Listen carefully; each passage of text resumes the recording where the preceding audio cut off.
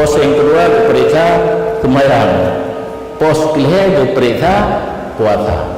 Lewat pos kelih monyet tak puasa hanya sekadar menahankan diri daripada makan minum bersetubuh sepanjang hari.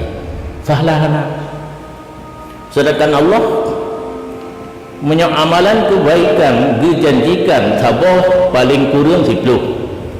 Man jaa bil hasanati falahu asyru amsalihha.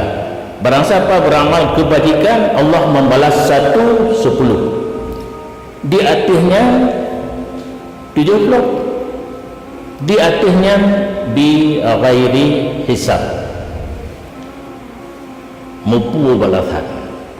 Sedangkan puasa lagi ditanya puasa hana satu puh kahana urdupu munyana debegah hana si bulan Ramadan nyan uru-uru hana puasa sanggup puasa mate bulan Ramadan atau hana upi ko ana upi kiranya.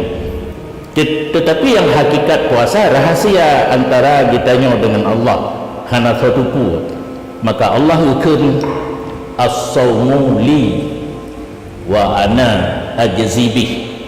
Puasa hamba luncuk lum yang akan membalas kepada hamba balasan puasa.